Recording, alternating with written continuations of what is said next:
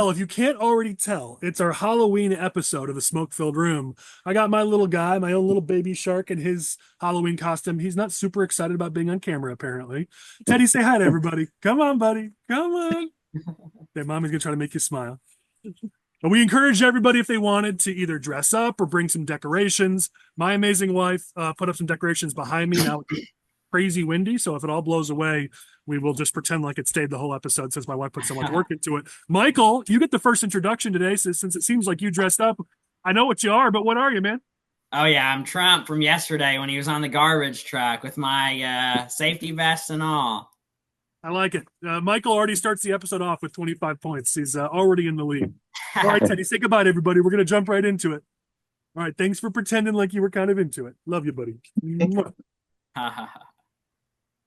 My own little baby shark. All right, let's get into it. Enough having fun for Halloween. Not only are we recording this on Halloween, we're recording it just 5 days before Election Day. This is our last smoke-filled room before Election Day. So, as you can imagine, there's certainly a lot we want to cover, and I'm really excited about the three people we have joining us in addition to our political experts from CORE. So let me go through some introductions here.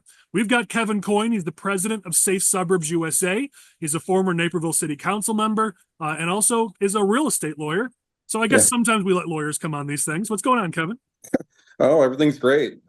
Chris will be impressed. I'm in here today from the belly of the beast, downtown Naperville in DuPage County. So a little brave today. Well, we'll see if you make it through the whole episode alive. But I'm sure you'll have people picketing outside before this is all said and done. I'm sure. I'm used to that. We have with us Deb Detmers, who is joining us. She's a downstate political consultant. She's a former congressional district director and knows a whole lot about politics. So I'm excited to get her perspective today. Deb, thanks for being here. Thank you for having me. I appreciate it. And I may have one up on Kevin. I just came from the East St. Louis Board of Election Commissioners. So Oh, wow. I may win. This would only be perfect. I know Jim's out at his home. It'd only be perfect if Jim's like, I'm going to re-up or up all you guys and say that I'm in downtown Chicago. But I know consultant who's done political work for decades throughout the state of Illinois. Jim, glad to have your experience here with us today. Yeah, great to be here. Thanks for the invite. And we have Core's political team. We've got Michael or Garbage Truck Trump. And we got Chris. Do you have anything Halloween related anywhere in your screen? No, Colin. I decided to go up as dress up as the scariest thing of all time, a Republican in the state of Illinois. Ooh. Yeah, you're like Jim from The Office, who just puts like a hole in his shirt and says, "I'm 3-hole punch Jim." That's all right. Despite Chris being lame, the rest of us are going to have some fun in this episode. Let's talk politics, and let's start at the national level, because the top of the ticket, as we know, can often have big implications down ballot for our Republicans throughout the state of Illinois. Over the last week or two, things have changed, and this is what drives political people like us crazy. It's a little bit fun in that you can never, ever, ever predict how things are going to play out in an election, but it's also pretty frustrating because you could spend a year, if not multiple years, building up to an election, meticulously planning everything, talking about issues and plans and visions for the country, and then here we go, a week before Election Day. It all comes down to who is and who isn't garbage, which U.S. Territory is or isn't garbage, which presidential candidate supporters are or aren't garbage. That's what this entire race is coming down to in the final week, despite billions of dollars being spent on this race. What the heck's going on? And I guess we got to start with Michael, since he's dressed up for the occasion. Well, I think that the Harris campaign kind of made a mistake. Obviously, Tuesday night, they have this big speech planned. It's supposed to be Kamala's closing message. For some reason, they, stuck Biden in a closet in the White House and put him on Zoom while this event was going on. And then he makes this comment, calling Trump supporters garbage. It kind of reminds you of when, Obama called us people that were bitter, that cling to our guns and religion. And then you had Hillary Clinton in 2016 calling us all deplorable, a basket of deplorables, and that we're irredeemable. And look at the result of those two statements from those two previous candidates. It didn't really work out for them because it really galvanized Republicans and motivated them to get out and do what needed to be done. And I think that there's a chance that this has a similar impact on this election, especially because the momentum was kind of going in Trump's direction already anyway. And we've been seeing really strong numbers on early vote, across the country and vote by mail for Republicans. And I even saw on CNN, I think it was last night, Frank Luntz, who's, a famous pollster and does focus groups. He said that this one comment from Joe Biden could decide the election. So we'll see if he's right. I think that's a bit of an overreaction. It certainly defines the final week, but that's certainly a bit of an overreaction. But I think your point is pretty solid, which is momentum is certainly behind Trump here. We've seen that over the last few weeks, and this is certainly helping Republicans everywhere, especially as those of us who work behind the scenes a lot, that once the consultants and the staffers start pointing fingers and saying who's to blame for a loss weeks before it actually happens, you can tell what their internal polling looks like. And you already see the Democrats starting to point fingers, say this is all Harris's fault. Those are the signs of a campaign that's circling the toilet drain.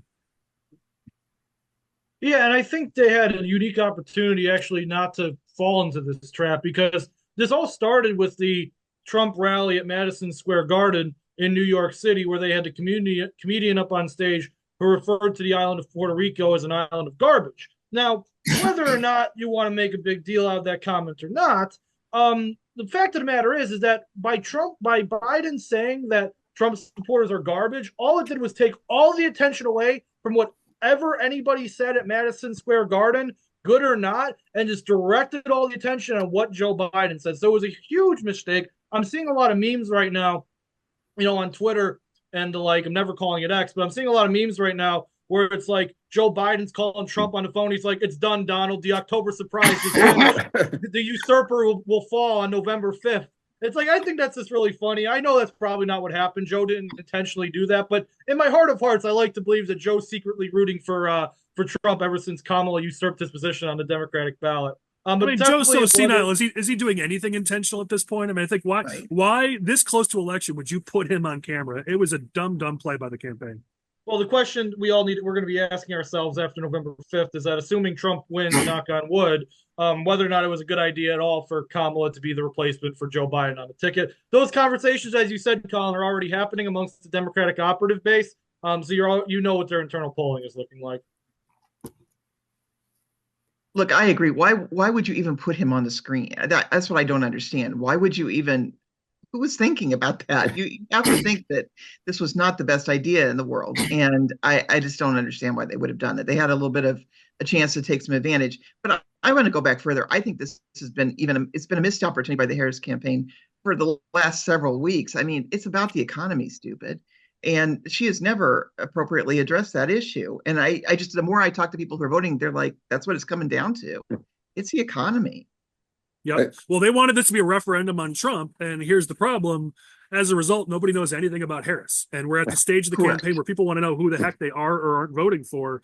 And you got no details on what you're getting with Harris. With Trump, you may like him, you may not, but at least you know what you're getting. I actually tend to agree with Luntz. I think it was a devastating mistake that Biden made with that comment. I thought some of the comments that came out of the Madison Square Garden event were actually pretty damaging to Trump, at least in terms of just the nonstop media attention that they were getting. And it was kind of giving, I thought, Harris a little bit of momentum back.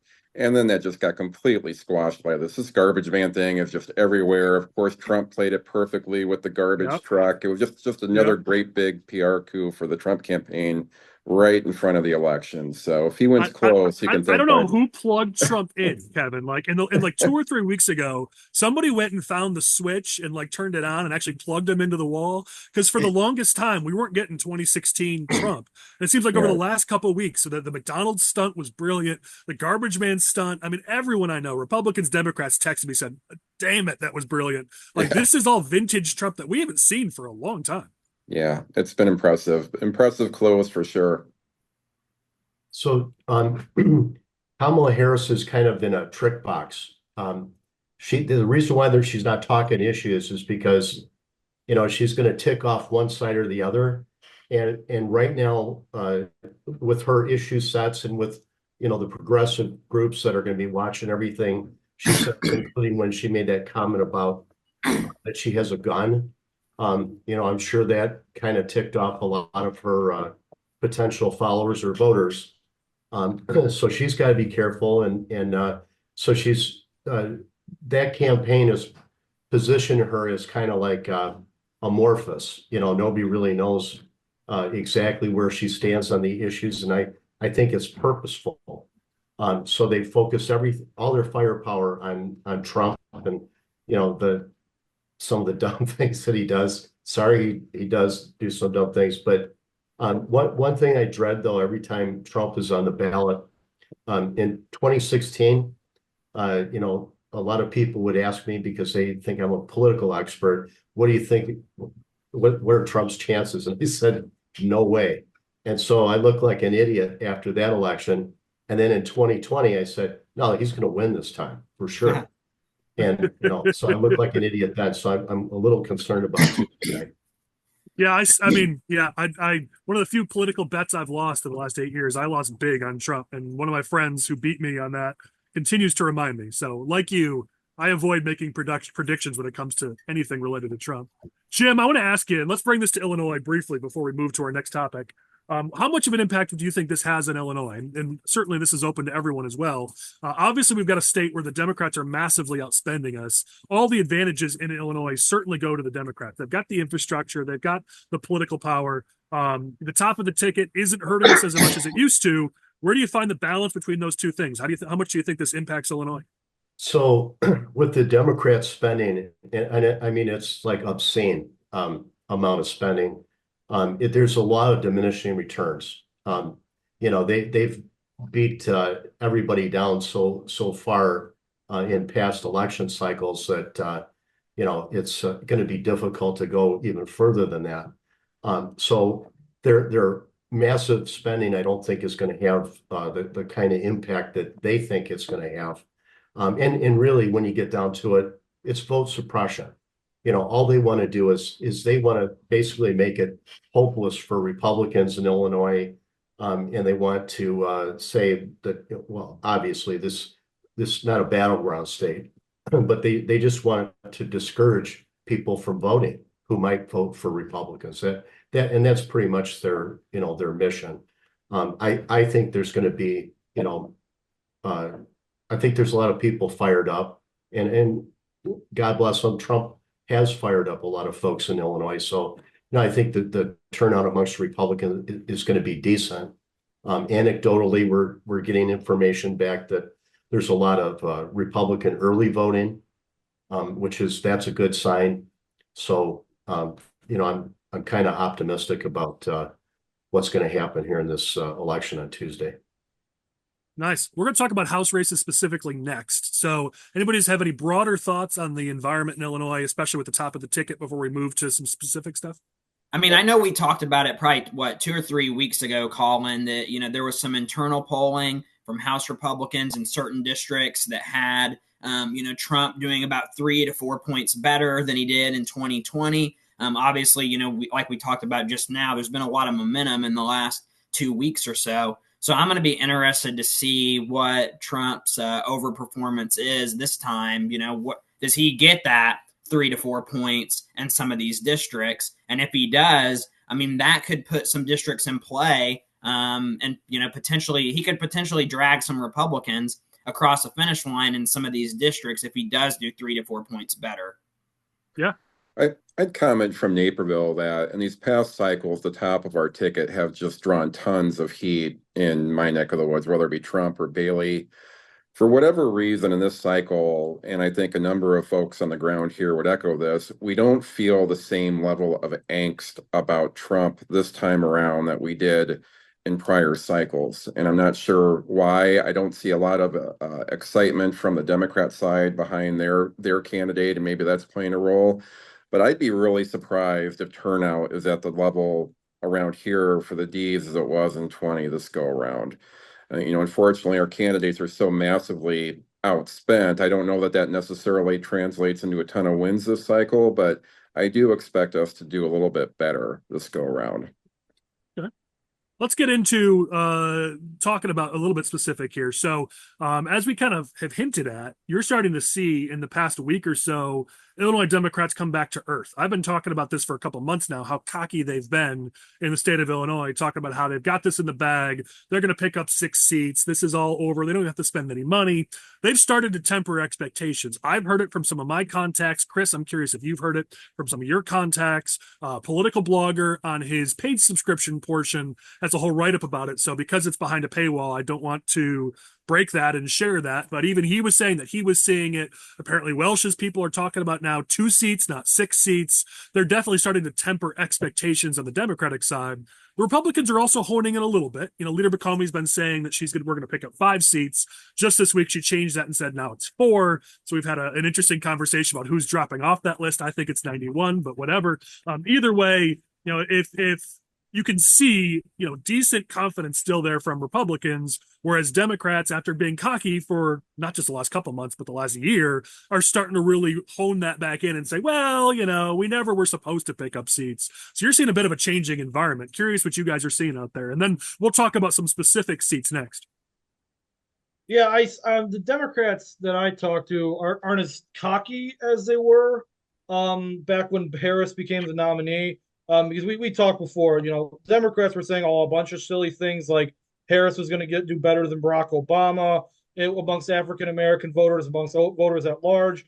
There were people who were saying those sorts of things, but in general, I don't think it doesn't seem to be the case anymore. Democrats do seem a little bit to be tampering expectations a little bit, and part of that, frankly, is because Democrats in this state are absolutely terrified of the Republican Party. That one day the switch is going to flick back on for the Illinois Republican Party. We're going to start running great campaigns across the board, and the Democrats are going to lose everything. And Democrats realize how vulnerable they are in some of these seats. They recognize that if the Republican Party ever got its crap together, they would be vulnerable in some of these, these state house races, these congressional districts, all these sorts of things. But that hasn't been there for the Republican Party, at least in the last about 6-8 years, if not longer. So there's still a level of cockiness amongst the Democratic Party. That's why you're seeing Welch say they're still going to pick up 2 seats. They're not going to tamper expectations down to where we're breaking even the cycle, because they do expect to pick up seats, just like I expect them to pick up seats. But the momentum on the Trump side is being felt to some degree across the board within the Democratic Party, and they're not bracing for impact, so to say, but they are ready to tamper their expectations down a little bit. Well, I think the Democrats probably are looking at the same early vote numbers that we are in some of these state rep districts. I mean, we're seeing, 14, 15, 19-point improvement on Republican early vote compared to, 2 and 4 years ago, which is a big shift. And I think the Bank Your Vote program that the state party's done and some of the rhetoric that we've heard from national Republicans about the importance of doing that is making a difference. So if the Democrats are going into Election Day, or if the Republicans are going into Election Day with a much smaller deficit than they historically have on those votes cast, that could pay dividends if those people that typically show up for us on Election Day, show up in force like they usually do. And I've heard kind of secondhand locally that there's multiple Democrats across multiple counties in this Metro East region that are very worried about what November 5th is going to look like for them, including in Madison County. There's been some kind of, especially on 2 of these county board races, there's been some really silly stuff happening from the Democratic side. So you can tell they're stressed. And then I also heard from a Democrat county chairman that was at an event with Katie Stewart a couple of weeks ago that they're very worried about Democrat turnout, and they think that the Democrats are depressed and they're just begging them to, hey, you need to vote. I mean, I had a Dem legislator who, on threats of death, I'm not allowed to share who it is, but said that they missed the boat on this, that they were way over cocky, and now they're eating crow. And he specifically brought up a few races, but if I bring those up, I might betray him a little bit. But I'm even hearing from my Dem contacts that they're coming back to reality here a little bit. I think that switch that Chris may have been referencing was the switch tied to early voting and vote by mail. I think Republicans have finally figured out how important that is, and we need to early vote. Having the bulk of your votes coming on election day is incredibly risky. You're completely susceptible to weather, or, life happens, right? And any amount of spillage you get from that vote on that day can be the difference between winning and losing. So we got to get people early voting. I think people are finally figuring that out. Yeah. Let's talk about some specific races. Let's jump into it. And those who watch our weekly SFRs, which are released on Friday mornings, we did a special episode that we released on Tuesday this week, 1 week before Election Day, where we went through each of the various contests and gave a ceiling and a floor. The highest Republicans may be able to perform, the worst it could possibly get in that race for the Republican candidate. Lane's going to bring that up on screen and post for those of you who may not have seen it. He'll probably bring it up a few times as we're talking just so you can see it. But we went through this whole thing. So if you didn't watch that, consider pausing this video, go down into the link, either the description or the comment section. Our producer will post a link to that video. Watch it, get a feel for where all these races are going to fall. We then asked our audience, if you've watched that video, give us feedback, and we got dozens of responses. So this next portion of our agenda, we're going to go through a lot of those responses that we received and talked about what you, our audience, our viewers, our listeners, what you thought about the predictions that we made, the ranges that we put in terms of how we thought these Republicans possibly could perform in the top 17 races in Illinois. So we're going to go through these one by one. The first one I find pretty funny, just because I love to get on Chris's back here a little bit. But one of the most strong reactions we got was some negative reaction to Chris saying that HRO had pulled back a bit from Jay Keevin's race in House District 112. Chris, what do you think about that? You got some big blowback for that comment.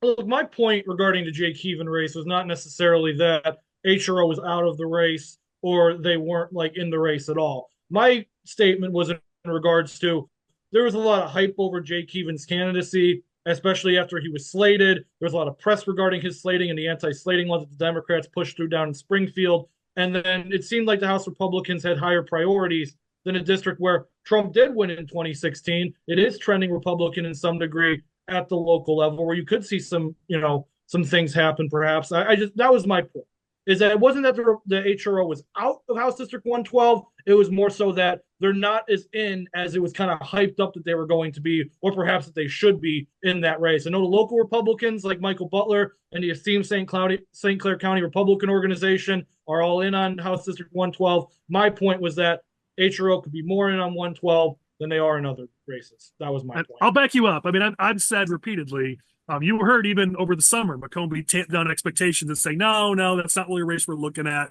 So we could have been all in from the start, and we have said that on this podcast. So I do wish Republicans, not locally, but the party itself, had been all in from the very beginning, because we've been saying for a long time, this is one of our best pickup opportunities. So I'll back you up on that, Chris. But Michael, since you've had to bear the brunt of a lot of that pushback, I'll let you go next.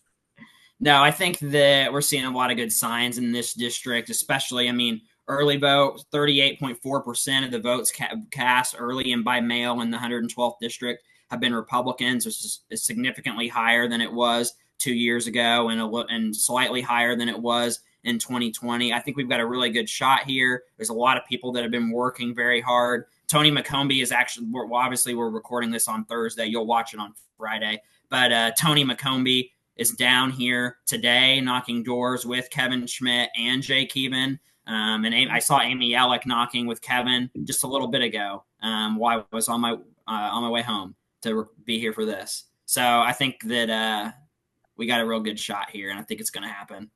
That's good to see. I know that looking at Google and YouTube, I know Republicans have launched new ads against Katie Stewart, calling her liberal Katie Stewart. I love to see they've launched those ads. That's great to see. I think the ads could have been more powerful, but a couple of days before Election Day, I'm not going to be a Debbie Downer. I'm just glad to see they are launching those ads. They are putting some more into it. So there are some signs, as you said, Michael. There's definitely signs that effort's going in here. Sorry, Deb, I didn't mean to cut you off. No, that's okay. Look, I've got family and friends in that district. That is right next to me. I'm telling you, from the last 6 weeks or 8 weeks, Keevin is working his tail off. I give him the utmost credit for how hard he's working. Second of all, I do think there's some momentum going on here.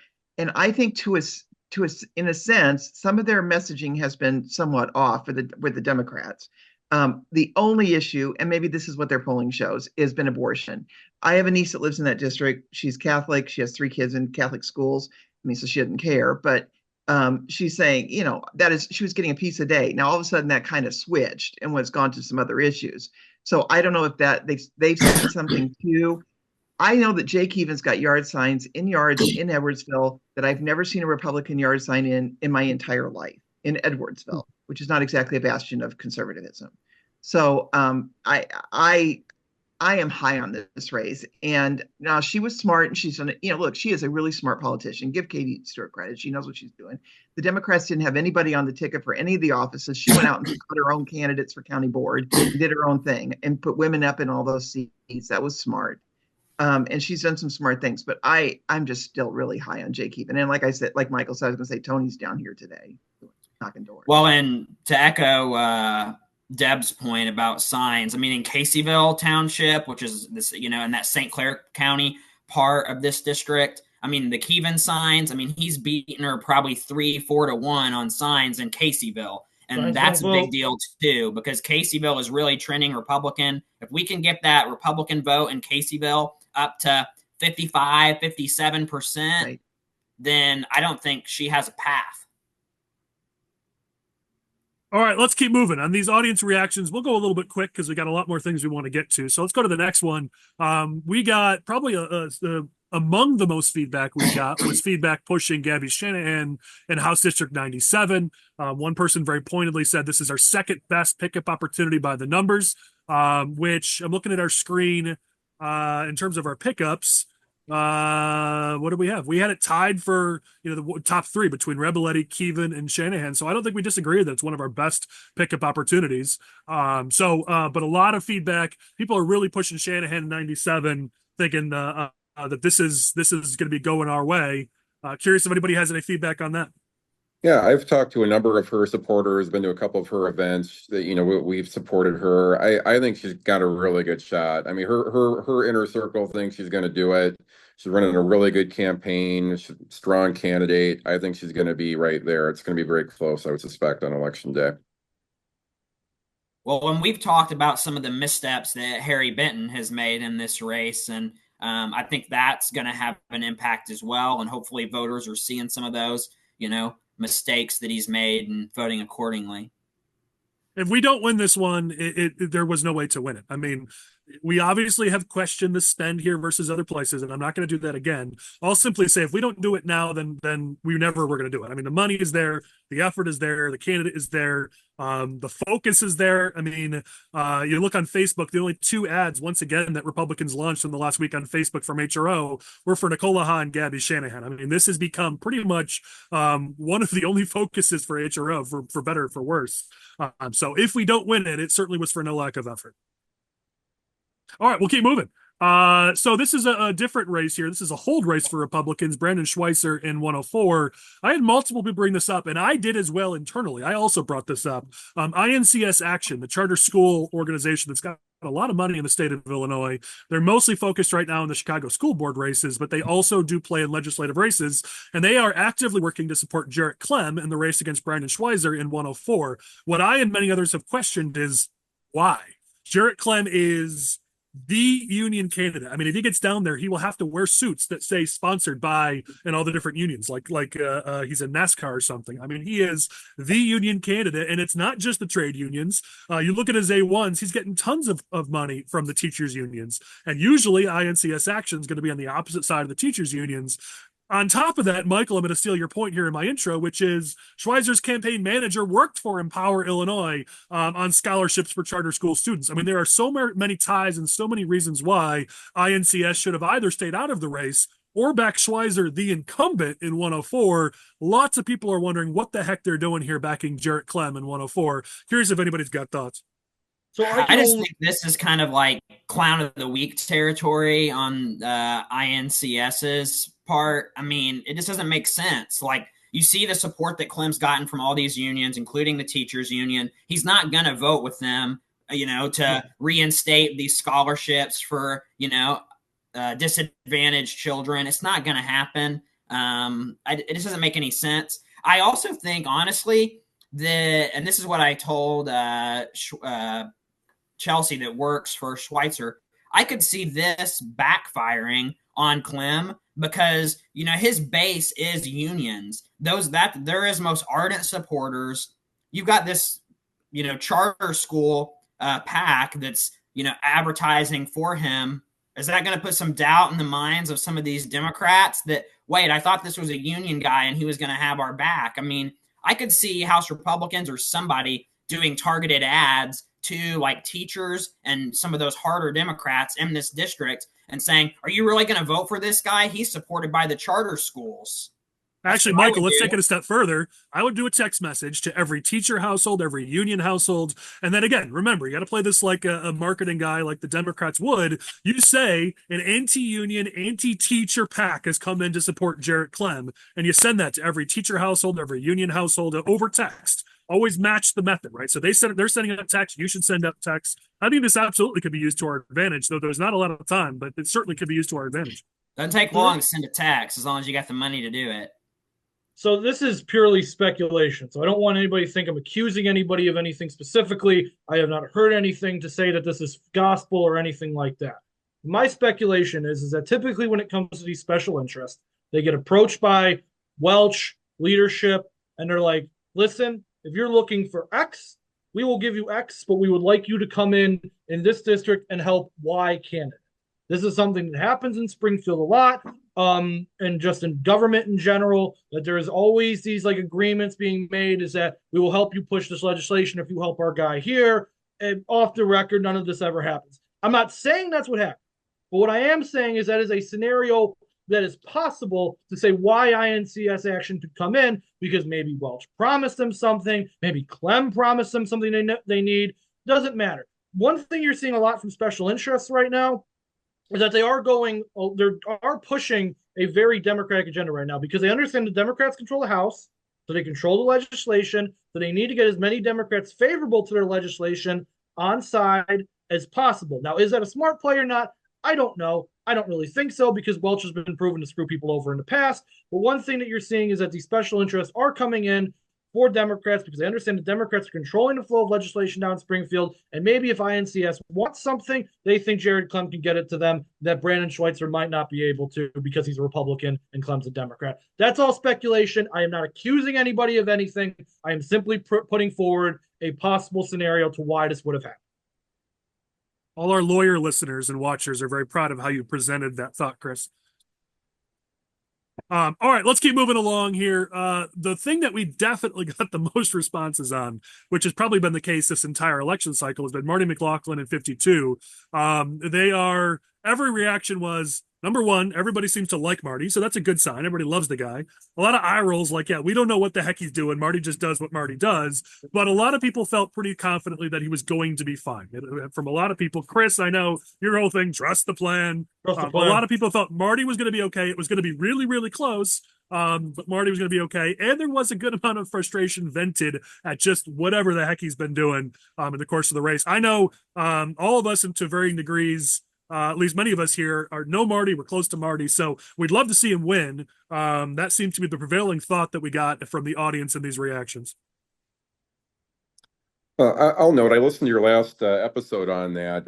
Marty's liked by labor, and I didn't hear that mentioned, and I think that certainly helps him here in Illinois. And I tend to agree that I would hope he sticks it out, because I really like Marty. I think he's a good guy and a good rep. But that certainly helps. He's got labor support. I mean, the one thing I'd ask is, he did an interview with the Illinois this week, and it's mind you, it's the end of October. And he was saying, yeah, I've been out knocking on doors the last month and a half talking to people. And many of us looked at that, and it got texted around to a lot of people like, wait, what? The end of October, he's been out for a month and a half. I'm sure it's not true. I hope it's not true. But we made fun of Katie Stewart for launching her campaign in August for re-election. If it really is true that Marty's been knocking on doors since Labor Day, that might be a sign as to why this race is closer than it should be. Yeah, I can say unequivocally that that's not correct. I mean, Marty wasn't telling a story. He was just basically saying that, he's been, hitting it hard in the wheelhouse, which is, and we talked about this before, that none of these campaigns really, kick off. People don't pay attention until after Labor Day, so that's so in the sweet spot, we're hitting it pretty hard. But Marty's been campaigning, a lot longer than that. And, it's good to hear. The interesting thing about Marty is, everybody knows him in the community. And that's one of the reasons why he has almost every elected official in that district are backing him. And, they're backing him through their organizations. We have commercials up with the African-American mayor of Libertyville. We have the mayor of Algonquin on there. All females in some of our commercials, because for the obvious reason is the ridiculous Democrat playbook about saying that Republicans are anti-women. Marty happens to have 5 daughters. I don't think that they believe that. And then and again, Marty has the respect and support of all these elected officials. They're all working for Marty, and they're not doing that because Marty's been sitting on the couch all summer. It's basically because he's been doing his job. He intervenes for them when they need help. That's part of the messaging that's coming out in the commercials and the mailings about how he's helped out all these communities, because that's where Marty comes from. He knows what it's like to be an elected official having to deal with Springfield. And so, Marty's in good shape, and he's probably one of the most underestimated people I know. The guy is just very popular in that district.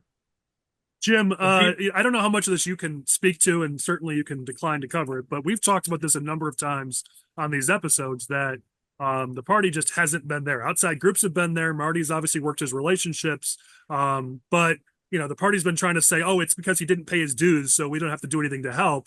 And to be honest, we've said it flat out. Whether he has or hasn't paid your dues, I don't care. That's a Republican seat. You should be there. I don't know how much you can speak to. Marty's been left on his own here in this race, which from a party perspective, we need to hold seats, let alone pick up seats. Seems like a massive misstep and mistake. I don't know what you think about that.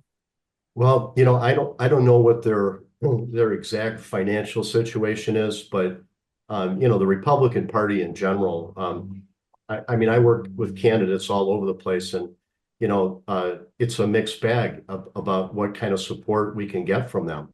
The grassroots people in the Republican Party are fantastic. They're all working precincts, and they're getting the literature out, things like that. But our financial base has been decimated. Partly because we had a moneybags governor who was our leader and who was basically doling out cash to all these party organizations, and everybody got kind of lazy, and so they stopped working the business community and people who traditionally would have given money to the party. So HRO is being spent, was 100 to 1. I don't know. It's just amazing. But there's they have to put their resources, if they have limited resources, they have to put it into the areas where they have to. They make those determinations. Like I say, we're doing fine. We're doing what we need to do, and it's all good. Well, it's good to hear from the ground. I know you're involved in the race, and certainly we wish you the best of luck. We need to win that seat. Now, as you said, HRO's got limited funds, but they've got enough to spend in the Haas district where we're easily going to win it.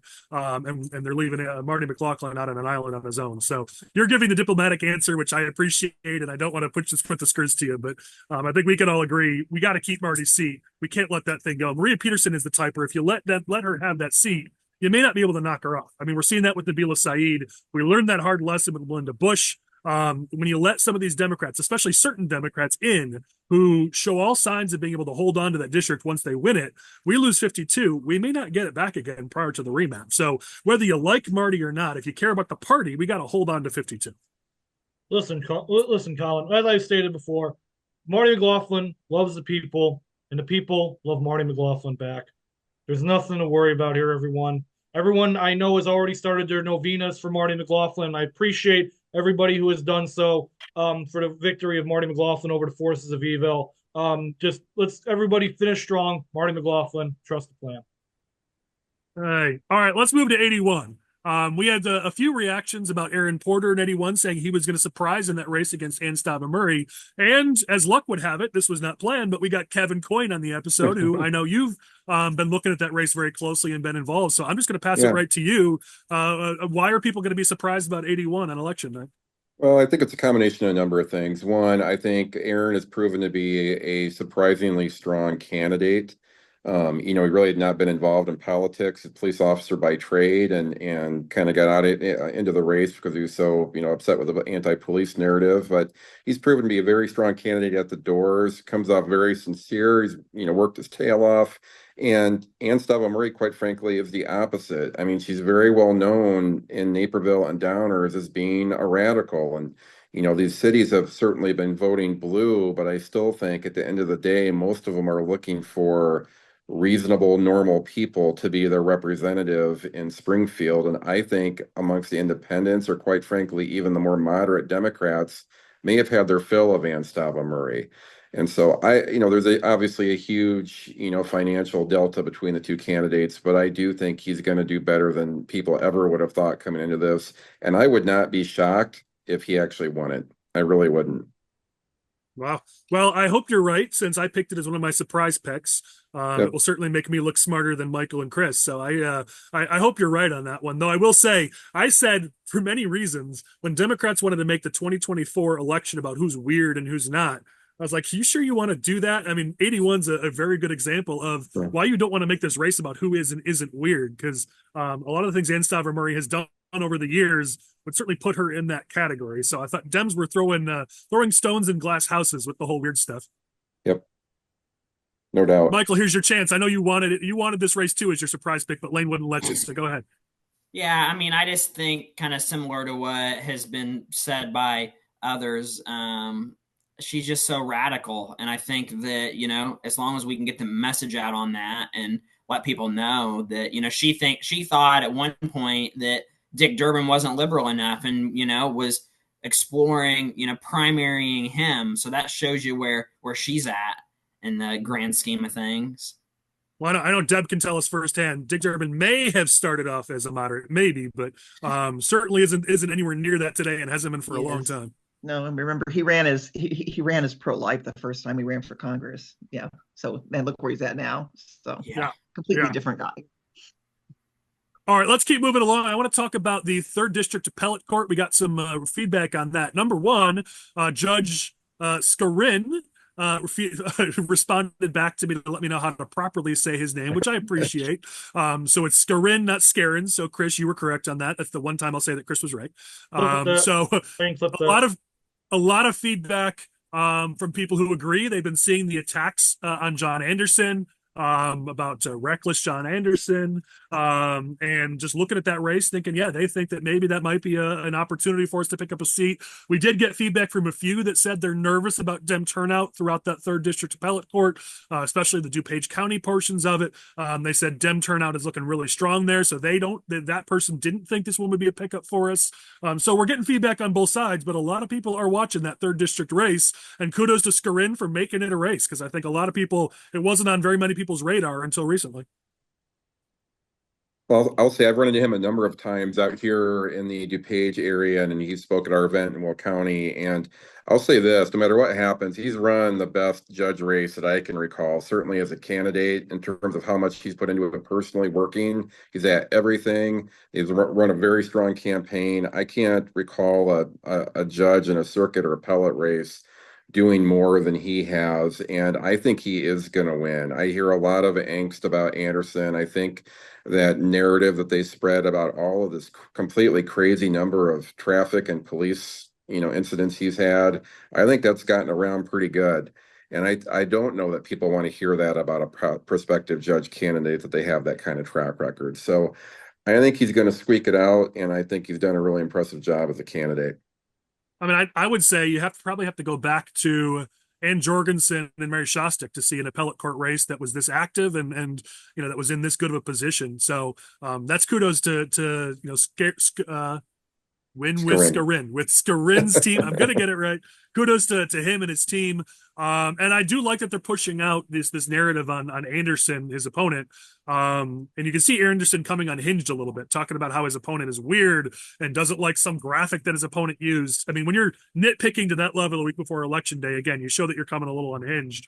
I want Republicans to push harder, I'll be honest. I think we're always, especially with these judicial races, we're always so nervous, so we stay right on the edge. I mean, reckless John Anderson is true, but you've got a candidate running for judge who has dozens of convictions you don't have to talk about how they're driving convictions. I mean, if this was Democrats running against John Anderson and Anderson was a Republican, they would say convicted, and like they'd take this way further than just saying he's a reckless driver. And I know, I get it. Lawyers on the Republican side always say, like, be extra careful. You don't want to get an ARDC complaint or a JIC complaint, and that's fine. I get it. But Democrats don't have those same qualms. And so only thing I would say is I wish we'd take it even further. This is a candidate for judge who has been convicted of crimes, not just a couple times, but what I think it's like 25 times or something.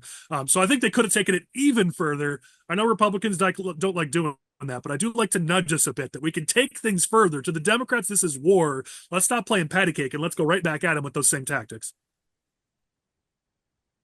All right, we'll keep moving. Kevin, I know this was another one you wanted to talk about. We talked about Mary Cole's race, and we got some feedback on Mary Cole's race that some people thought that, yes, she'd be overperforming. They were excited even to see that we're talking about her race. But we got a few people that brought up other state's attorneys' races that they thought should be getting more attention, not just like county. Kevin, I know you were one of those. So No, I'd say Suburbs, we pegged this race as our most important race of the cycle. I mean, we really think it's important to bury this whole progressive prosecutor thing. And with Kim Foxx going away, in my view, being replaced by a far stronger prosecutor in all likelihood, and Burke, I think this Reinhardt losing would be a huge statement that we're done with this approach to prosecution.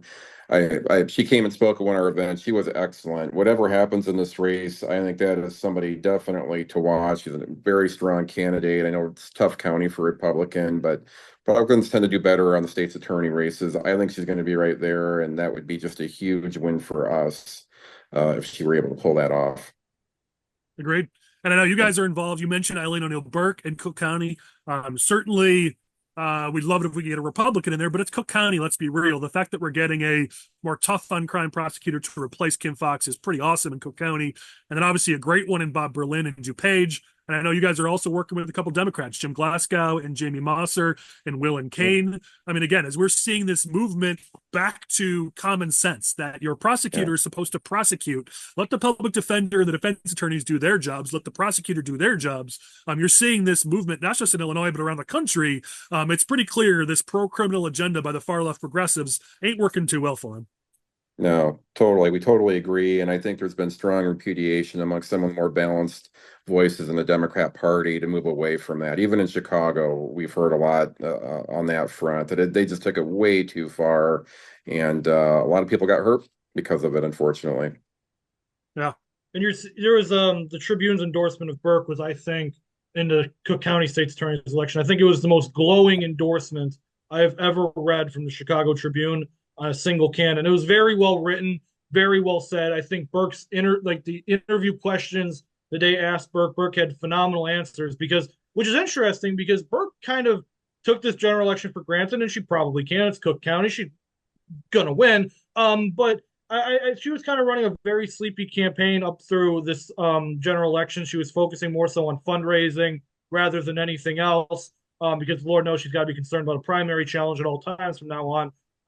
But she came out with some pretty strong statements regarding crime. How there's a report out there that she asked Sheriff Tom Dart how many more people he can hold in his jails, which is a very concerning thing to hear from your state's attorney going into November election. So I'm a Cook County resident. I think I'm the only Cook County resident. Oh, Collin, but Collin doesn't count because he lives in northern Cook County. But I'm happy where things are going in Cook County. And hell, if Bob Fioretti wins and the memes are real, then we'll have Bob Fioretti and we'll all be happy about it. But either way, I'll be happy that Burke's in the state's attorney's office. Well, he's got Jesse Jackson behind him, so you never know.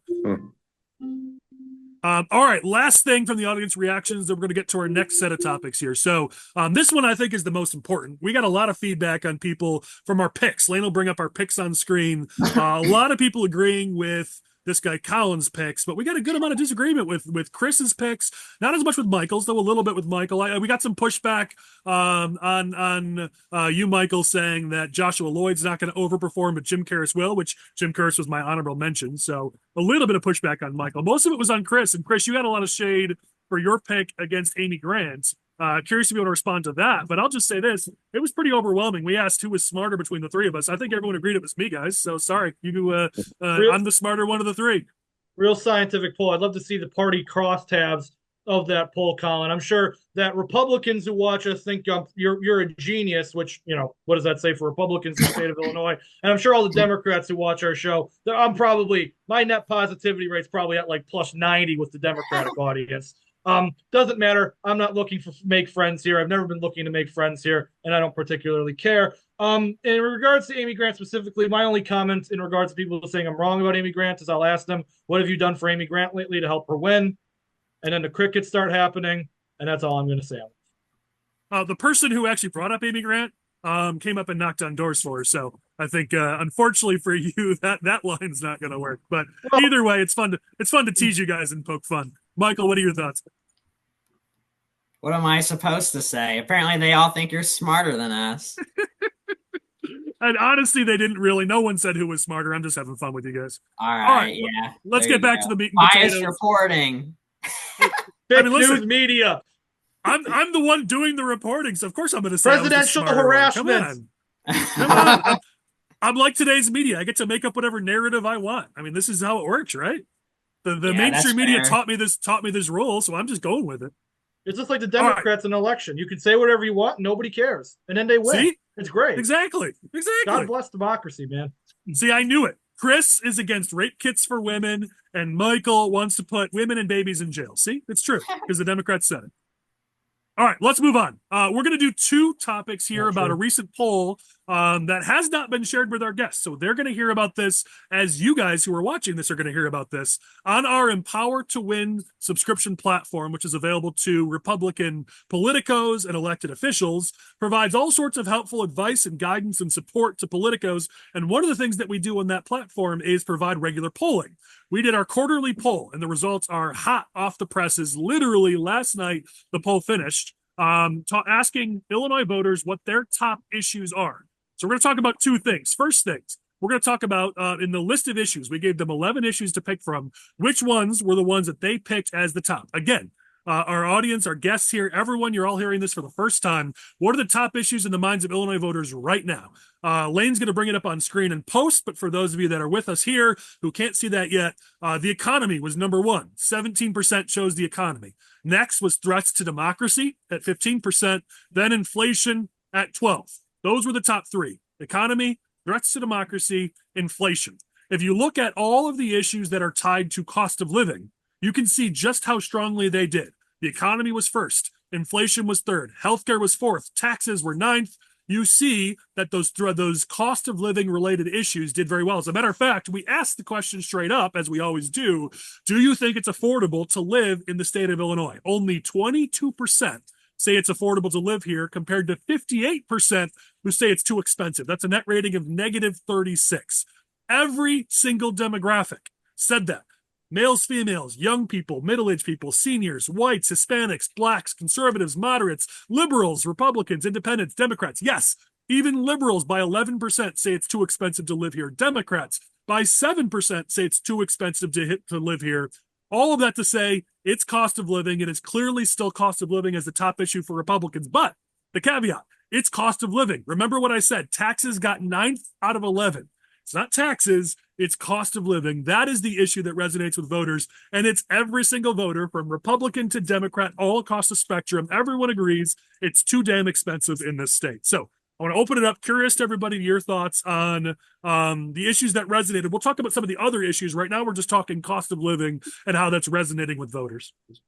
I mean, that's what I'm hearing when I'm out talking to people and knocking doors. That's one of the, issues that just keeps coming up over and over again is cost of living.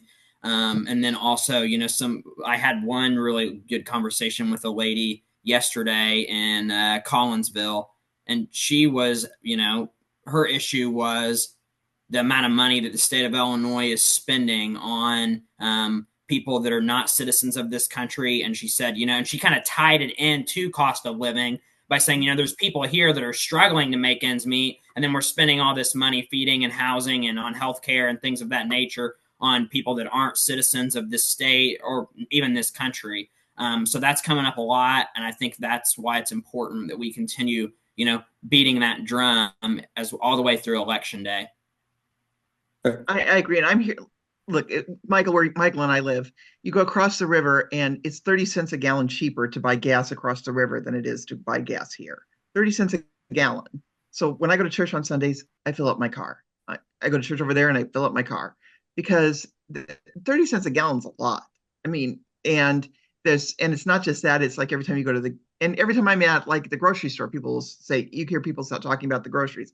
It is absolutely the issue. And as I've been out knocking too, that's what I'm hearing. It is absolutely, it's the everyday things that you're spending money for. And for women, it's also childcare.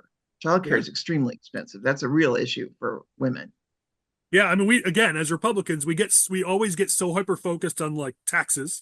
Sometimes we use the word inflation, but you just said it. That's the point. It's not just those things that make Illinois so unaffordable. Childcare, healthcare, all of these things are ridiculously expensive. I mean, we never talk about it, but I think we have the highest telecom taxes in the country. We have, what is it? The second highest gas taxes. You brought up gas prices. I mean, it isn't just taxes, everything, because Democrats have they're sucking every penny they can out of the economy from every corner they can find it, just like raising taxes on sports betting. I mean, no matter what you want to do in this state, it's more expensive to do it here than it is almost anywhere else in the entire country. I think the disconnect, though, I mean, the poll's not surprising to me. I've heard numbers like that for a very long time. I think the problem is, and the political mystery seems to be, is that voters don't seem to be attributing those problems necessarily to the Democrat candidates to the extent that maybe we are assuming that they do. If they did, then why do the Democrats keep cleaning our clock every election? I think the other practical problem you have in some of the more affluent suburbs out here is, quite frankly, in Naperville, Hinsdale, parts of Lake County, the price of increasing in milk probably is not causing a whole lot of angst in a lot of these households in these more affluent areas. So yes, things are a little bit more, taxes are higher. A lot of these voters can afford it, and it doesn't seem to be changing their voting habits. So I think, yes, there clearly are the top issues, but I have not seen people win off of those issues in Illinois. Yeah, it's because we don't talk about it. I mean, this is what we've been talking about now in this podcast for the year and a half that we've been doing it. I mean, the voters are telling us what they care about right now, and we don't talk about it. And we don't tie the Democrats to the fact that the high cost of living is their fault. I mean, just this last session, Democrats voted for multiple bills that will directly increase the cost of health insurance in the state. Multiple bills. And I saw nothing from Republicans, even though healthcare is always top 3 or 4 with voters, especially with moderate voters, independent voters, left of center voters, the people we need to win in these suburban areas. No Republicans were out there talking about how Democrats have raised your health insurance rates in this state. I mean, we don't, Kevin, I think you've made a very good point. We're not winning on these issues because we sit around and just assume the voters are going to connect the dots when we're not the ones actually doing it for them. You can't assume voters are going to figure it out because Democrats are doing a damn good job putting out all these TV ads and mailers about how they've lowered your taxes, how they're great for cost of living. They're lying, but we haven't done anything to push the other side of that narrative. So no, we won't win just because voters are concerned about cost of living. We have to actually run on it and make it clear for the voters that the high cost of living is because of our Democratic opponents, and you need to vote against them if you want to win. And so, yeah, the opportunity is there, but we have not grabbed onto it. Yeah. Let me give you a couple more additional stats here, and then Chris, I think you were trying to jump in, but when you look at the demographics that choose the cost of living issues as the top, here are the demographics who chose it higher than anybody else. Females, young voters, middle-aged voters, Hispanics, moderates, independents. Those are the demographics who chose those issues higher than anybody else. Young voters, at 56% of them chose the cost of living issues. Hispanics, 61% of them chose those cost of living issues. Moderates, 52, independents, 48, females even, 47. It was more females than males who chose cost of living. These are issues that resonate with the voters we're trying to reach and that we need to reach. It is clearly their top concern. Chris, jumping in? You're not. Oh, what are you doing? The doorbell was ringing, so for some trick or treater. So the doorbell is extremely loud in my house because my grandmother's half deaf. So every time it goes off, I have to stop talking. So that's gonna be fun for the rest of this episode. In any case, my biggest question regarding polling is I think our polling is 100% accurate. I want to know what other people's polling is saying that they're just like ignoring in these numbers, because I'm sure like the House Republicans polling is also telling them like cost of living is an issue. If taxes coming in ninth at ours, I find it hard to believe that it somehow could come in first in their polling, and that's why they're using it for everything. So that's kind of my biggest question in regards to the polling. But you're 100% right, Colin. There's like, there are so many demographics in the state, particularly Hispanics, particularly lower income voters, working class voters, who are struggling with the daily cost of living in Illinois and across this country. And for whatever reason, it seems like the Republican messaging seems to tailor itself to an audience of the people that Keevin was talking about, the affluent voters in the northwest and western suburbs who maybe voted Republican 15 years ago, but don't vote anymore and aren't affected so much by the cost of living issue. And yet we tailor our message to the responses from those types of voters instead of tailoring our messaging to voters who are proven to be moving towards the Republican Party on a number of issues because of how far the Democrats have left them behind, but yet the Republicans don't really do anything. Every cycle you hear, the voters are waking up. This is a cycle where African Americans vote Republican. This is a cycle where the Hispanics vote Republican, and then they might do a little bit more better than usual, but there was nothing done to actually appeal to those voters. We have tangible polling saying Hispanics are concerned about the cost of living in the state of Illinois, as they should be, and yet there's no outreach to a Hispanic dominant demographic by the Republican Party to actually take advantage of that issue. Now, I understand that money's a concern.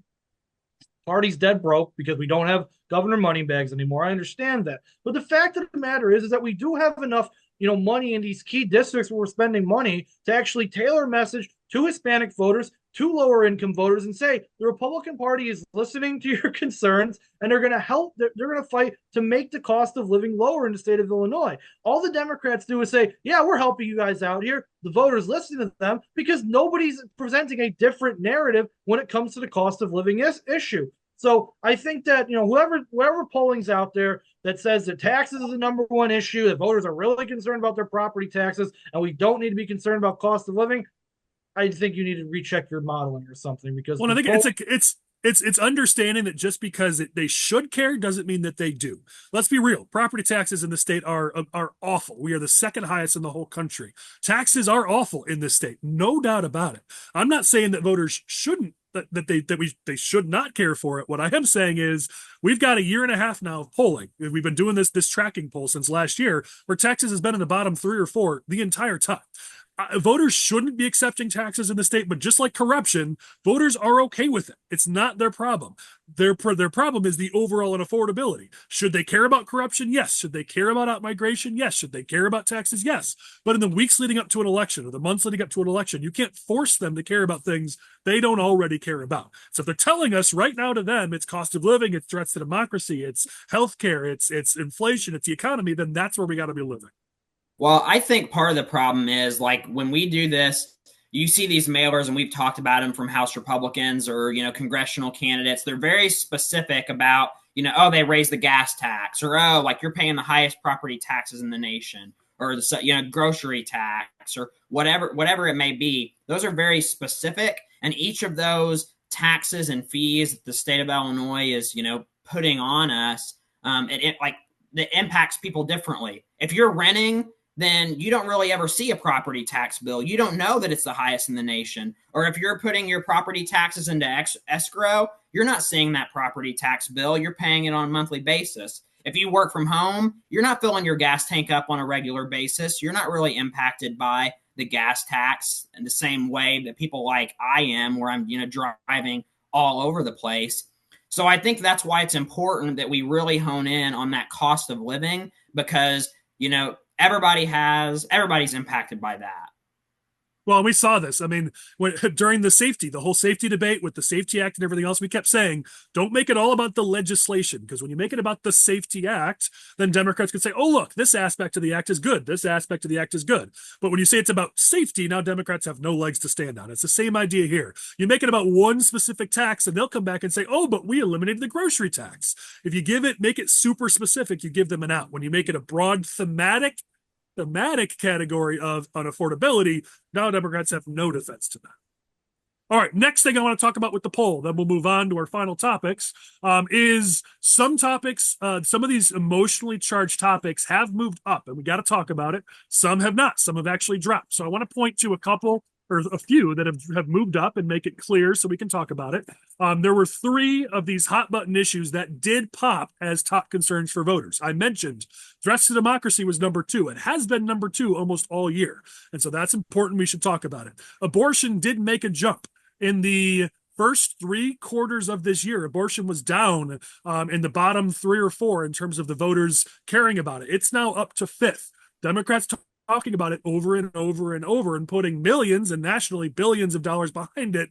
They have scared the voters effectively to bring it all the way up to 5th. Now it is just 5th. I want to point that out, but it has come up to 5th. Crime stayed at 6th. And so you see there's 3 hot button issues that are still popping in addition to cost of living. Threats to democracy is the number 1 issue to seniors. It dwarfs every other issue. 32% of seniors chose threats to democracy as their top issue, the highest by far of any demographic of any issue. We said this with Brandun Schweizer a couple of weeks ago when they used threats to democracy against him. We warned people the reason why threats to democracy is potent and is an issue that makes me nervous for election day is it specifically is working incredibly well with seniors. Not so much anybody else, but it works really, really well with seniors. And so that's a concern. We got to keep an eye on that. Second, abortion. I mentioned that. It is highest with females, not surprising, but it's still just their 5th most important issue. So after millions and billions of dollars Democrats have put behind abortion, sure, they got it up from, I think it was 10th in our last poll, all the way up to 5th, but it's still just 5th a week before Election Day. And so I think that's important to point out. Last thing is crime. Top issue with Black voters by a little bit, but still their top issue. It also still resonates with middle-aged voters and Hispanics. And so crime's not dead for us. It's only 6th, so it certainly isn't our top priority, but there are some key demographics that it works for. I'll stop finally talking, bring it up. Anybody have thoughts on those 3 issues? I'm curious about the breakdown on the threat to democracy with the Republicans, Democrats. I mean, how is that shaken out? Yeah, it does not play as well. So it plays well with liberals and Democrats. Liberals, 27% chose threats to democracy. Democrats, 22%. So it's great for their base, but it didn't play certainly doesn't play with Republicans and conservatives. It was not in the top issues for independents or moderates. It was whites, liberals, Democrats. They still had it up the high. And then, of course, seniors. So it's not an issue that's playing with swing voters other than seniors. I'm probably the only senior in the group. So let me just say that I will tell you that is what all my friends are talking about. And I have Democrat friends and Republican friends, and they're my age, and I'm 65, and they're my age to a little bit older. And that is the threats to democracy it is switching people's votes for at least president. I don't know if it goes down locally. I don't know if it moves down, but I'm telling you for president, people, I especially women, senior women my age, that's who my friends are. They are frightened by this. That is a real issue. It's a real issue. The anxiety around this election, I think, is probably, having been 65 years old and been involved for a really long time, is probably higher in this election cycle than I've ever seen before. The anxiety around the friends and people I know. No doubt they have scared the crap out of people, especially seniors. Yes. I mean, that has been the strategy since the start, and it has worked. I mean, we had a poll 6 months ago on this topic specifically, and you got to subscribe to get that poll because it was expensive. So I'm not giving that one for free, but it's fear. The number one thing that came up over and over is that this issue specifically, the Democrats, media, all of their allies have made people afraid, especially seniors. They have made them very afraid. I think when you look at those issues, I think it'd be interesting to dig into the minutia there, because I know, like for abortion, for instance, amongst professional women, I have a hard time believing that would still come in 5th. I think that is a decisive issue for certainly the lawyers I meet. I still run into a lot of women that they will not consider our party as long as abortion would appear to be, jeopardized if Republicans were to control everything. And then crime, you mentioned African Americans had that as number 1. I would suspect that ties very directly to the migrant and border issues. I know if you watch in Chicago at some of these city hall meetings, you have a lot of African Americans coming to those hearings and community meetings extremely upset. I have to think that this will be the biggest turnout, of African Americans for Republicans that we've probably ever seen. And I think it's going to be because of that migrant issue, which I think is hand in hand with some of the crime issues. So I think it depends on the demographic with these issues. Some of them it's going to be they're going to vary greatly, I think. So and as Chris has said, I mean, higher income individuals certainly have the opportunity to care more about things like abortion, whereas lower income individuals, that's just, if they can't put food on the table, they don't care about the social issues. So Yeah. I don't think you're wrong on that, Kevin. So there's two things I have to say. One specifically to something Kevin said. I do agree that the migrant issue is a factor within the African American community, and you're seeing that backed up in polling. That's 100% true. But one, I have to act like a CNN debate moderator here for a second and fact check something. I'm not fact checking you specifically, Kevin, but what I am going to say is I've seen the videos of people getting riled up at city council meetings, and like 75% of the people I see getting riled up at city council meetings are like actual like black Republicans. Like they go to like Republican events and things like that. Like, so most of the people who are doing this aren't like new people. They're not just coming off the street and complaining about the migrant crisis. They're like just black Republicans who are using it to their advantage, which isn't a bad idea. I just need to point it out there because I've heard many people say this over the last year or so, and it's like, these aren't new people. These are just actually like members of the Republican Party who are. But Chris, the poll said it was their top issue, so he's not right. I'm just, it was that one specific point I had to make. The second thing is in regards to like the issue of abortion, like emotional issues in general, is that the one concerning thing here is that while these things do come in like fifth or sixth in our polling, they are very emotional issues. And at the end of the day, voters tend to vote based on emotion sometimes rather than they vote based on their pocketbook. And like that might seem hard to believe, but we've seen this reported in polling, like in electoral results before, that even if something's not like a top issue, if you ask somebody what you're concerned about, and they say, I'm really concerned about the cost of living, that's something that they very well may be concerned about. But when they get down to like their inner like psyche and their soul, and they make them vote on those issues, like it's really hard to pull some of those things sometimes. So while I agree, cost of living, very important issue, and abortion lower on the list for a reason. Amongst those voters who are concerned about abortion, that's a very emotional issue. It's a very driving issue, and that's one thing I do think needs to be taken into consideration. Yeah, but it's not a persuasive issue. You know where you stand on abortion. You know where you stand on Republican versus Democrat. Right. It's a turnout issue, right? And so if Democrats want to talk about it in their turnout outreach, fine. They've been using it for their persuasion outreach, which I think is the point here. And we've been saying, and even you, Chris, have said over the last few months, Democrats may have missed the ball on that, using abortion as their persuasive messaging instead of just their turnout messaging. All right, last thing here on these emotional issues are things that have dropped. So we've talked about immigration a lot. If I remember correctly, it was 6 months ago. It got as high as second. It's been dropping ever since. Now it's all the way down to 7th. And so as the migrant crisis is less and less in the news and less on people's minds, the issue of immigration continues to drop. It's not even top concern for conservatives. It was 5th for conservatives. It was 2nd for Republicans at 12%. So it is still a concern as you get, to the Republicans and conservatives. But for the vast majority of voters, immigration just isn't going to be pushing their votes come November, which I think is a detriment to Trump and some of the campaigns that have made immigration the highlight and the centerpiece of their campaign. It's fallen off as a concern as we get closer and closer to election day. So just pointing that out as another interesting tidbit we got from that poll. All right, let's go to a couple topics. We're almost out of time, but there's some topics that aren't really tied to a specific campaign that I know we'd like to talk about. First things first, J.B. Pritzker continues to focus more nationally than he does on Illinois. He has doubled his support for abortion amendments. He's now playing in twice as many states, making 6-figure investments, $500,000 investments in some cases. Millions of dollars have been spent by Pritzker and his Think Big organization for ballot initiatives based on abortion around the country. Obviously, this is to continue to build Pritzker's national profile. Figure this is a good time to talk about that. So let me open it up. What do you guys think about Pritzker spending millions of dollars on abortion nationwide? The good news is he's not spending that money here. I think it's great news because the sooner he runs for president, hopefully, the sooner he goes. I think it's going to be really hard for Republicans to make a serious comeback here until him and all of his money is gone. Yeah, be careful what you wish for, Kevin. I don't think he'll win. I think we want him gone, though. Well, I saw a state senator from Missouri last weekend, and I asked him because they have a constitutional amendment, related to abortion in Missouri that's going to be on the ballot in November. And he said that, like in the last 3 to 4 weeks, they've seen an 8% improvement in their polling on that issue, and that it's basically like a coin toss whether or not this thing passes in Missouri. But based on the polling that their internal polling, As a result of some of the messaging that they've done over there, they have seen a strong improvement.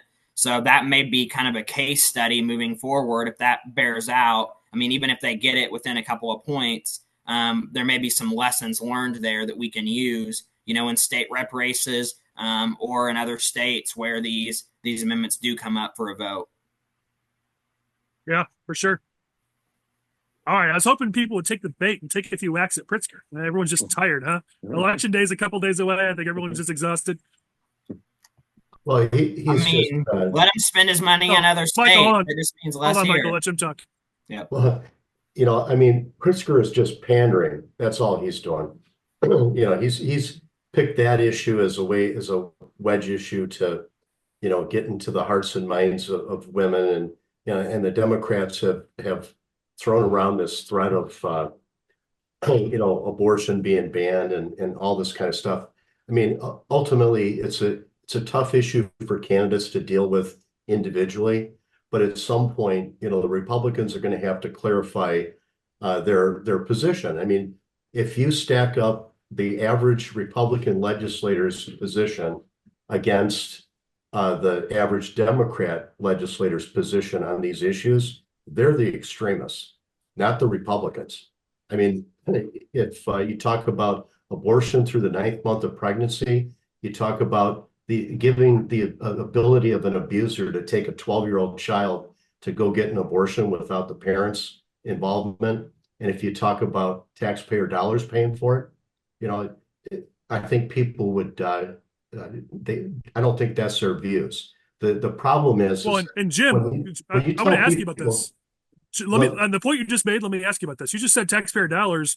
There's been a couple stories over the summer about how the abortion providers in Illinois are running out of money because they're spending it all on out-of-state people coming into state. So it's not just Illinois taxpayers paying for our citizens' abortions. We're paying for other states to send their people here for abortions. And like I say, but if you tell people that, you try to explain that to them, because the propaganda has been so thick on this issue, people don't even believe you. They think, they're looking for like antennas that coming out of your head because they can't believe that abortion would be legal through the 9th month of pregnancy. That's state law. I mean,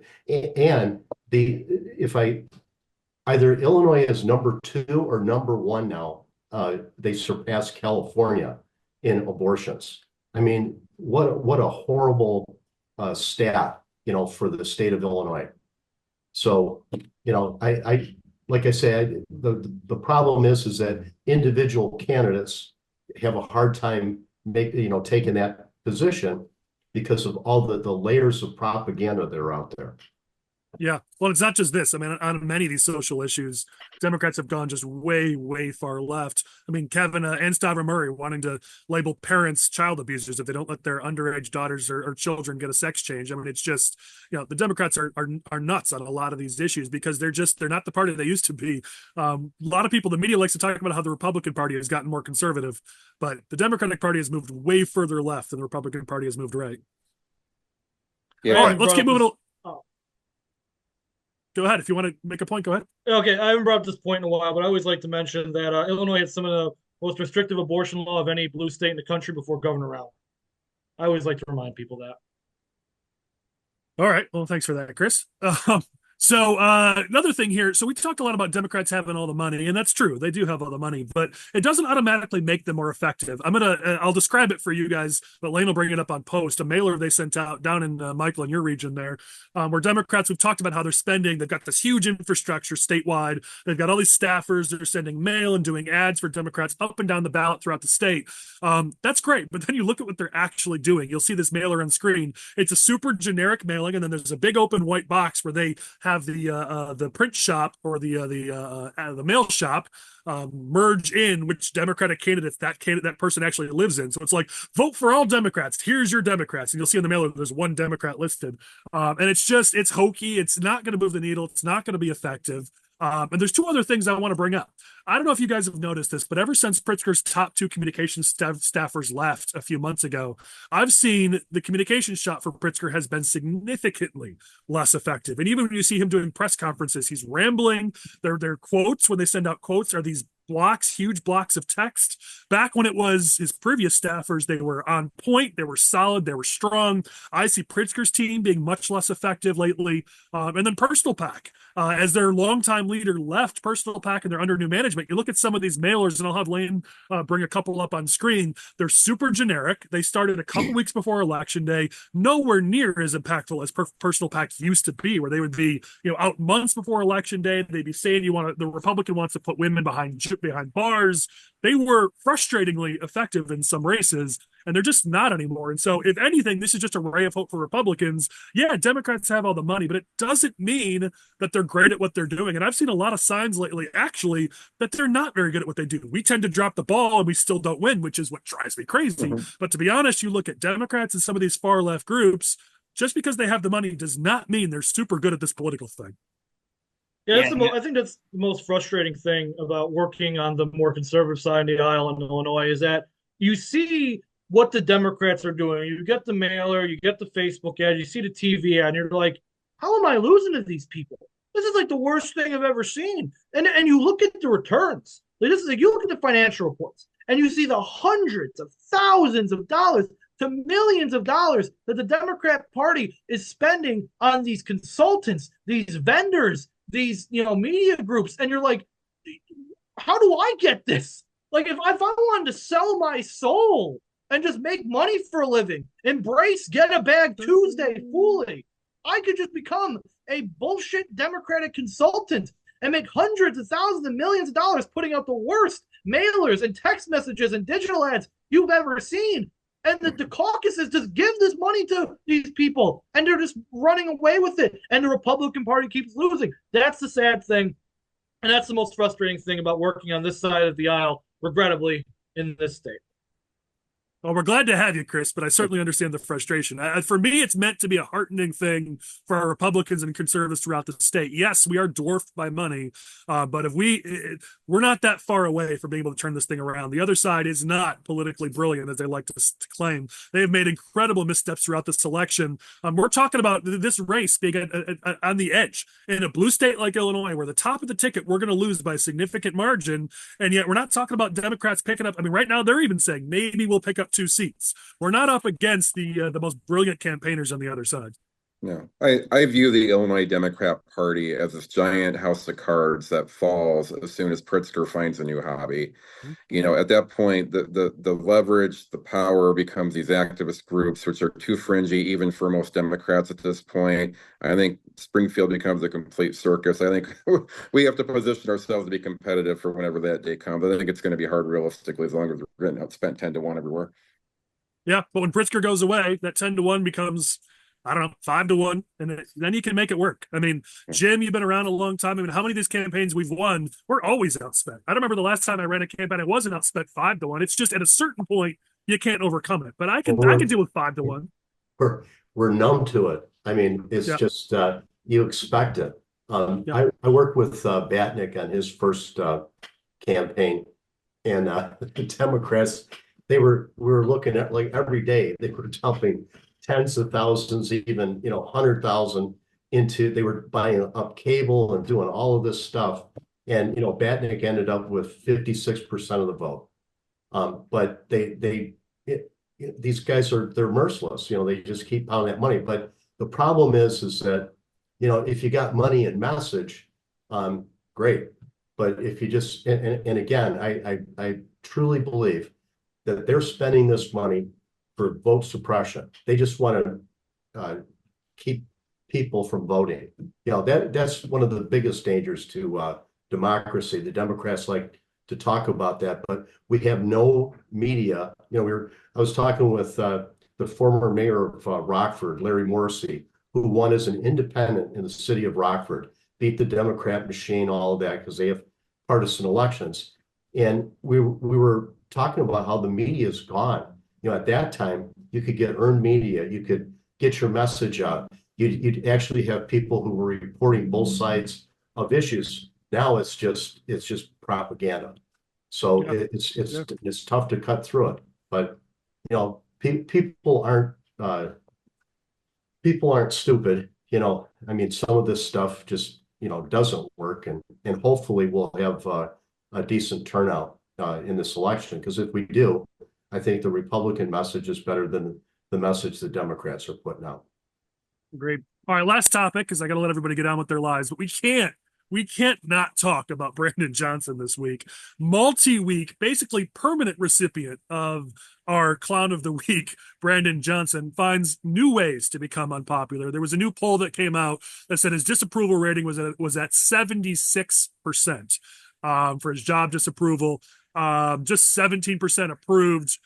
His numbers, they have a chart, which I don't know if I can share, so I won't here, but his numbers in Chicago are absolutely awful. So is CTU's, by the way, but we don't have time to talk about that today. And it's only going to get worse. I mean, that poll was taken before he came out and broke yet another campaign promise. And now he's going to try to raise property taxes.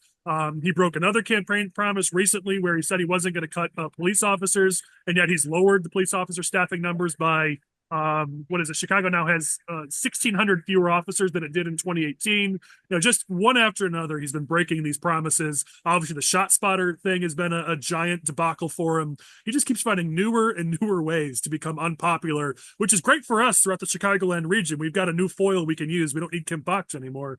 But here's our chance to tee off on Brandun Johnson. I know a few of you wanted to talk about him, so go for it.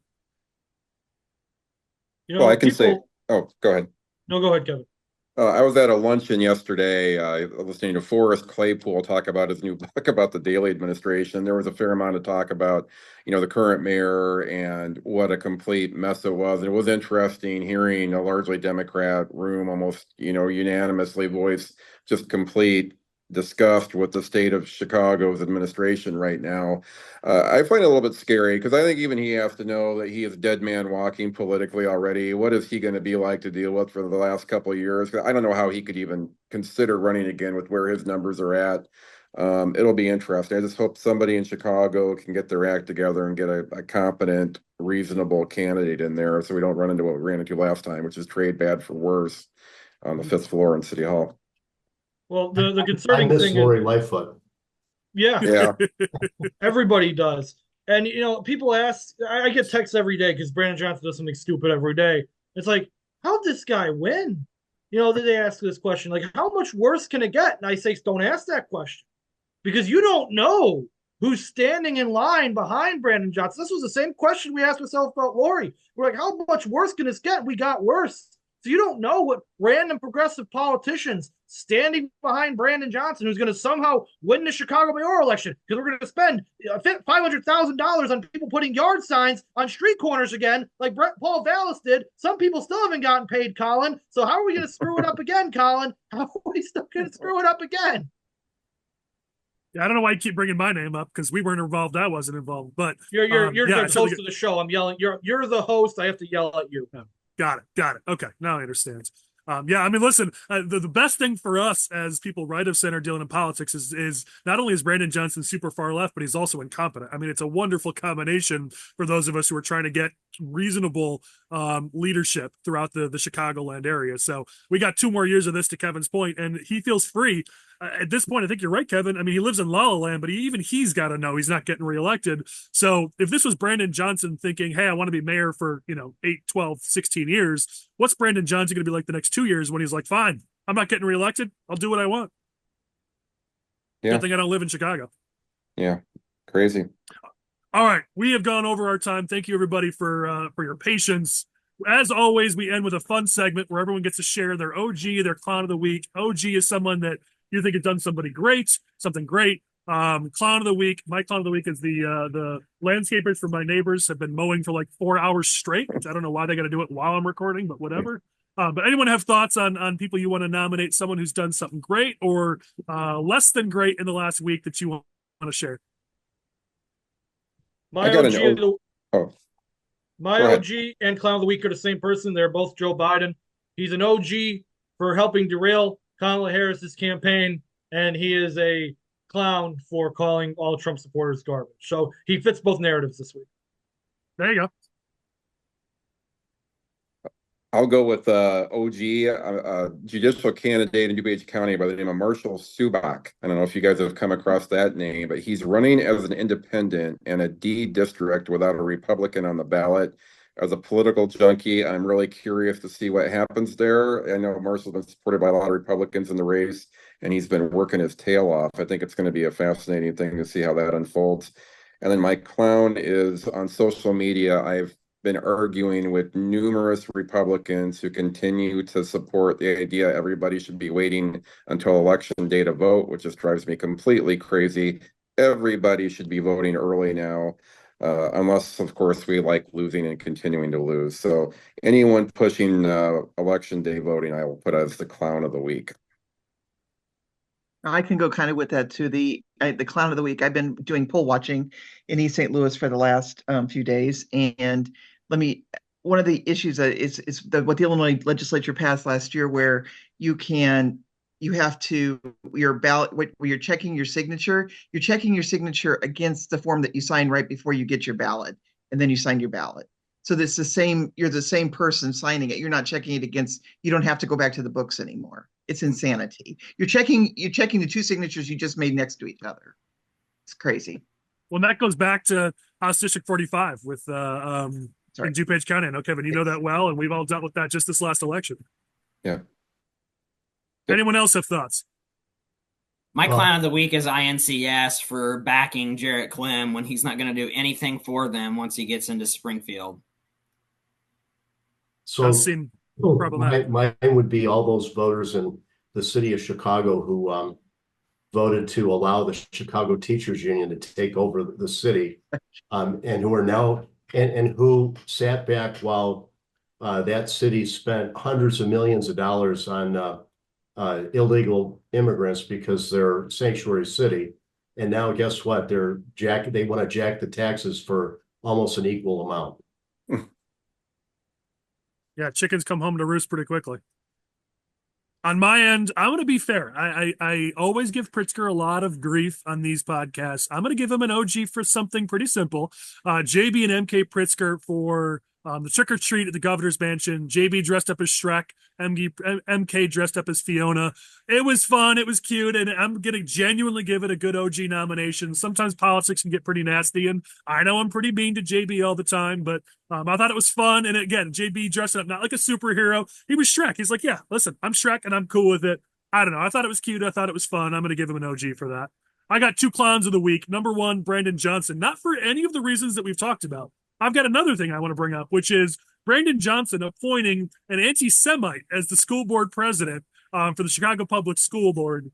Not either he didn't vet, which sounds as incompetent as Brandun Johnson tends to be, or they vetted and didn't care. I don't know which one's better, which one's worse. But yet again, a really, really stupid move by Brandun Johnson. And we can't have a Clown of the Week segment and not mention Brandun Johnson. So there's that. The other one, I'm going outside of politics. I'm going to hit on culture right now. 93.9 starting tomorrow, or if you're watching this on Friday, starting today, they're going to start playing Christmas music. It used to be that they waited until after Thanksgiving to start playing Christmas music, but now they're starting the day after Halloween, and they're going to play 2 months of Christmas music on 93.9. It is Thanksgiving season. It is not Christmas season. Come on, you people. It's killing me. So that's my clown of the week, outside of politics completely. Not that I even am going to turn on 93.9, but come on, guys. Let us at least have Thanksgiving. All right, that's my rant. With that, we're going to close down. As always, every participant gets a chance to talk about whatever the heck they want as we close down the episode. Let's start with you, Kevin. Go ahead. Sure. In recent cycles, these have obviously been brutal runs out here in the burbs for Republicans for certain the last 3 or 4 go-arounds. And the question following the aftermath has often been, if we hit the floor, could it get any worse? Is there any way that this could possibly get worse? And to be a little bit rainbows and ice cream here, I think we have hit a floor. I think Bob Grogan is going to win his countywide race in DuPage. I think we're going to see that DuPage actually is not as liberal as these November cycles would suggest. Most of our mayors are Republicans around here, even in Naperville as a Republican city council here, which is hard to believe the way November looks. But I think we're going to start bouncing back a little bit here. I think the liberal progressive movement, I think, is starting to wear thin, and hopefully we'll see some signs of that next week. Kevin, I think you and I both failed. One of us should have brought up Kaczmarek during our Thought of the Week segment because, I mean, as voters are seeing just how inept Democrats are at running the county, at some point, common sense has got to dictate that maybe a change is needed. Yep, definitely. Yeah. All right, Deb, what are your final thoughts for the week? Well, I was going to also mention Brandun Johnson, and I guess as somebody who lives downstate and doesn't get to Chicago very often, I guess my question is for all of you who do live in that area, what the hell? I mean, is there any grown up in the room whatsoever? It's just mind-boggling to me. So I guess that's my final. There you go. Jim, I really appreciate you being with us. I know you're super busy. Your final thoughts for the week? Yeah, my final thought is I hope Republicans across the state after this election, whether we're successful or not, sit down and have some sort of a coming to Jesus as far as, and I mean that metaphorically, but as far as what we're going to do, in these elections. And I hope they don't ignore these municipal elections. They're important. And actually it's fertile ground for getting new people into the party. And in the past, the Republican Party has ignored a lot of the municipal elections. Yeah, I agree. I think it's a great message, especially since candidates are passing petitions, they're filing petitions right now for these local races. And if you want to talk about what has a bigger impact on the daily lives of Illinoisans, it's these local races in April, way more even than the November elections. So that's an awesome message, Jim. Thank you. Chris and Michael, you were both good, but Michael came dressed up, so he gets the final word this week. Chris, go ahead. Well, friends, it's less than a week out, which is, as you can tell by my demeanor, means the field guy has officially lost his mind. Your field director has probably also lost his mind. So please, take good care of your field staff. Take good care of all of your staff. Make sure you have a good election night party. Run through the finish line. Don't do anything stupid these last 4 days. Talk to your voters. Get them out to the polls. And have a wonderful election to everybody. God bless. All right, garbage truck Michael. I love it. Go ahead, finish this up. I just want to say, we've talked about a lot of these races all over the state. I think a lot of these are going to be extremely close. We're, less than a week out from election day, and it's important that you're, texting, calling, Facebook messaging, friends, family, anybody that that is, in alignment with our values and wants to see more of a balance in state government. Make sure that they're getting out and voting for our Republican candidates, because some of these races that could really make a difference. So let's get it done. Get her done. I like it. Well, this election, like my cigar, has gotten very much all the way to the bottom and to the end. So we are right at the end. This is the last SFR before Election Day. So thank you to our audience and the people who've been with us this entire time.